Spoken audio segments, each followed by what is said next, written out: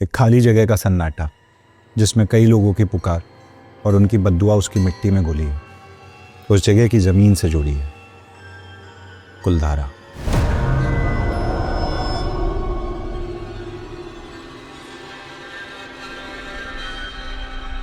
राजस्थान के रेगिस्तान में छुपी एक जगह जहां सिर्फ एक रात में सब कुछ बदल गया। 1825 में उस एक रात में पूरा गांव गायब हो गया। न चीख, न खून, न कोई लाश। चारों तरफ सिर्फ खाली मकान और उनकी दीवारों में कैद उस गांव के राज।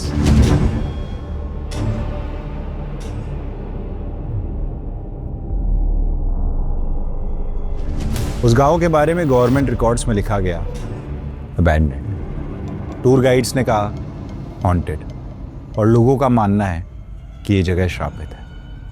कुलधारा की कई कहानियां आपने जरूर सुनी होंगी, लेकिन इस हादसे को सुनकर आप उस जगह को चाह कर भी नहीं भुला पाओगे, क्योंकि यह कहानी आपके साथ रहेगी हमेशा।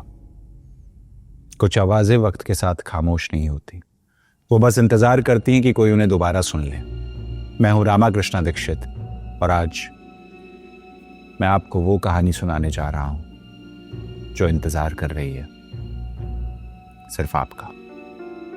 जरा सोचिए, जिस जगह को बर्बाद, श्रापित और हॉन्टेड करार दिया गया हो, उस जमीन पर आपको काम करने भेजा जाए तो?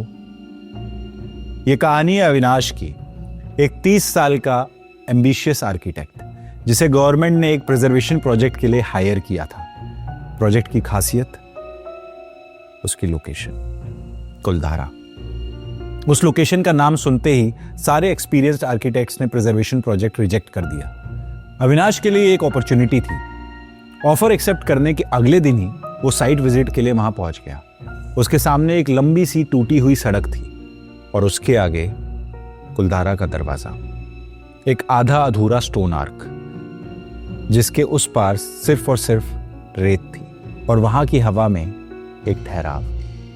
जब वो अपनी गाड़ी से नीचे उतरा, उसके ड्राइवर ने उसे एक चेतावनी दी। कहा कि शाम होने से पहले आप वहां से लौट जाना, वो जगह आपके लिए सुरक्षित नहीं है। वो वहां से चला गया और अविनाश अब वहां अकेला था।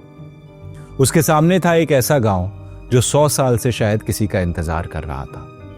वहां जाकर उसने जैसे ही उस जमीन पर अपना ट्राइपॉड सेट किया, रेत के बिखरने की आवाज उसके कानों में गूंज रही थी। वो टूटे हुए मकानों की तरफ आगे बढ़ा।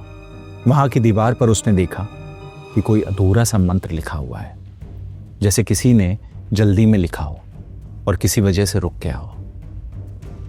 उस खाली मकान के सामने उसे महसूस हुआ कि वो शायद अकेला नहीं है। उसे लगा जैसे कि कोई उसे देख रहा है। अंदर झांककर उसने देखा, लेकिन कोई भी नहीं था। हर जगह सिर्फ रेत, और अचानक एक हल्की सी सांस उसके कानों के पास से गुजरी। जिस जगह पर सदियों से किसी का वास नहीं है, वहां अचानक किसी के होने का एहसास उसे सताए जा रहा था। उसने अपने प्रोजेक्ट के लिए रिकॉर्डिंग्स और मेजरमेंट्स लेना शुरू किया, लेकिन जब भी वो कुछ रिकॉर्ड करता, फुटेज में बस एक ब्लैक स्क्रीन दिखाई देती। वो काफी आगे तक पहुंच चुका था, लेकिन हर बार हर रिकॉर्डिंग बस एक ब्लैक स्क्रीन। सूरज ढल रहा था।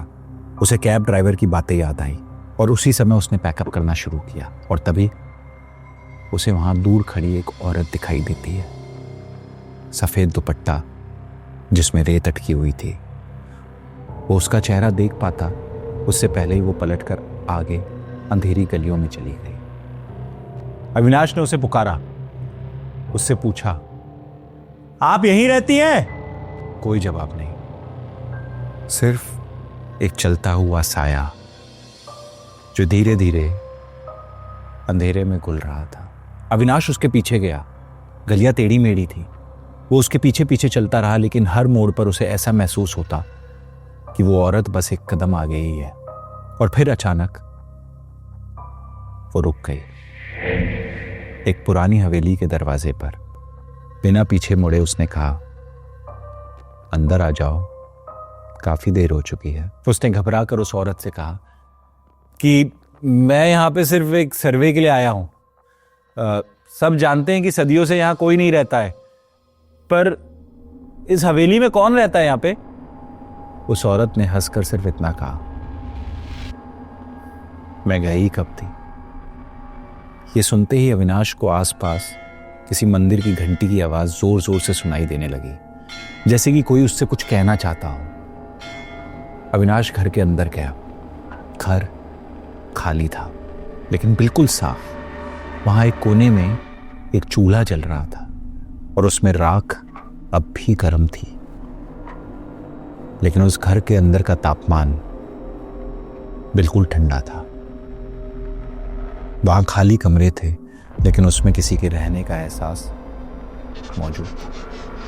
वो आगे चलता रहा उस औरत की खोज में।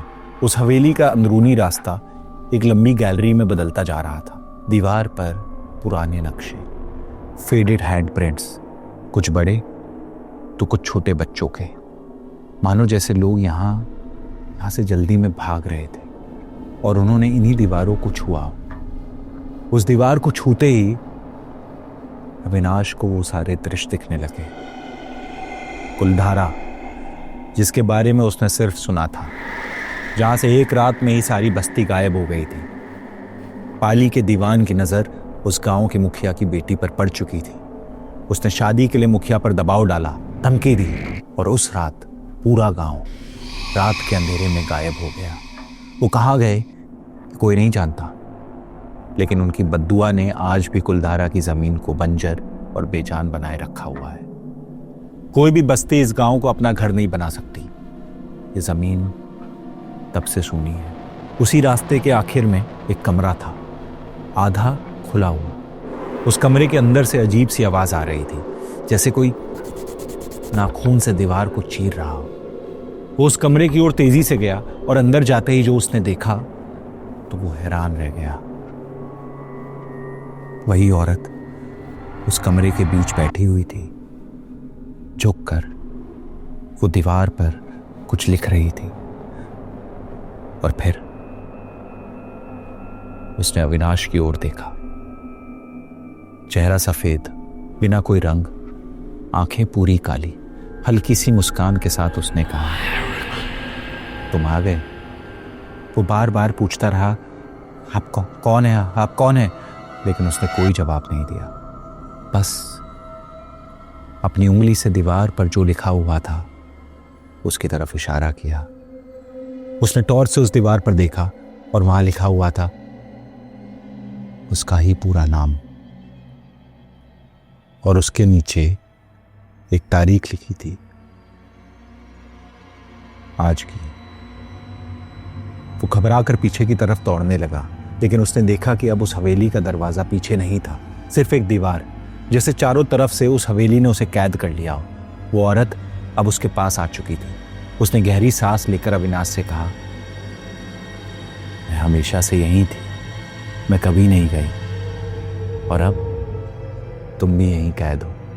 उसी समय अविनाश समझ चुका था कि औरत वही मुखिया की बेटी है जिसके साये ने आज भी कुलधारा को श्रापित कर रखा है। एक तेज हवा का झोंका आया और वही मंदिर की घंटियों की आवाज, और अचानक अंधेरा छा गया।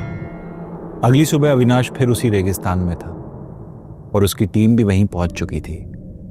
किसी ने कुछ नोटिस नहीं किया, लेकिन उसका वो स्केच पैड जिस पे वो ऑब्जर्वेशंस और मेजरमेंट्स लिख रहा था, उसका एक पेज अपने आप भरा हुआ था। वही हवेली का नक्शा, और उसके नीचे उस दीवार पर लिखे हुए वही अधूरे मंत्र। उसने उसी वक्त वो प्रोजेक्ट बंद कर दिया, और उसके बाद कुलधारा कभी वापस नहीं गया। वापस लौटने के बाद भी कभी कभी रात के अंधेरे में उसे अपनी दीवार पर वही अधूरे मंत्र दिखाई देते हैं। कुलधारा सिर्फ एक खाली गांव नहीं, एक अधूरी कहानी है।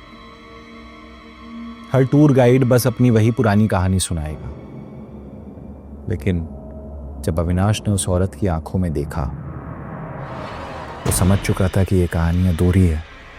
उस गांव से जाने का फैसला उनका नहीं था, वो फैसला एक हादसा था।